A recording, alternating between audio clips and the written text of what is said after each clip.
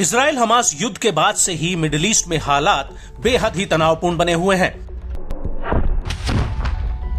लाल सागर में हूती की दादागिरी कम होने का नाम नहीं ले रही।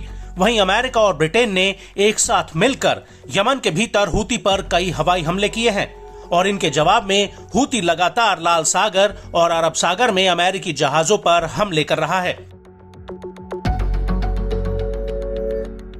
लेकिन इस सब के बीच अब मिडिल ईस्ट अमेरिकी सेना के लिए एक ज्वालामुखी बन चुका है जो कभी भी फट सकता है।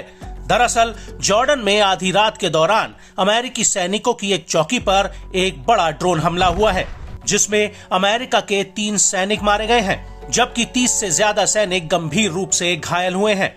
बताया जा रहा है कि जिस जगह पर यह हमला हुआ है वो सीरिया के बॉर्डर से बेहद ही करीब है।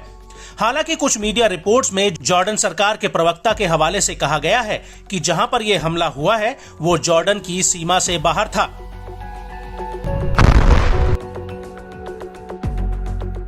वहीं इस हमले को लेकर 2 अमेरिकी अधिकारियों ने CNN न्यूज से कहा है कि अधिकतर सैनिकों को ट्रॉमेटिक ब्रेन इंजरी हुई है जिनका इलाज किया जा रहा है और ये हमला अल-तन्फ अमेरिकी बेस के करीब एक चौकी पर हुआ जहां पर अमेरिकी सैनिकों के क्वार्टर बने हुए थे।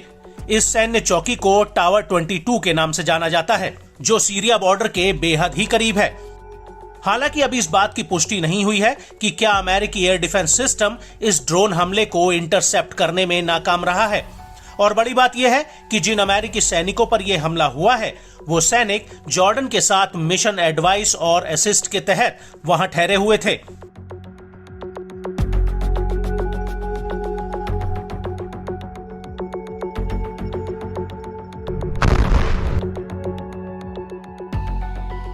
वहीं इस हमले को लेकर अमेरिकी राष्ट्रपति जो बाइडेन ने ऐलान किया है कि जो इस हमले का जिम्मेदार है अमेरिका उन्हें जवाबदेह ठहराएगा। इसको लेकर जो बाइडेन ने एक बयान भी जारी किया है।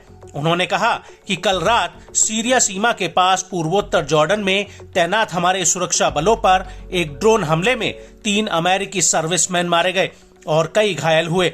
हालांकि हम अभी भी इस हमले के तथ्यों को इकट्ठा कर रहे हैं। हम जानते हैं कि ये सीरिया और इराक में सक्रिय ईरान समर्थित कट्टरपंथी आतंकवादी समूहों द्वारा किया गया था।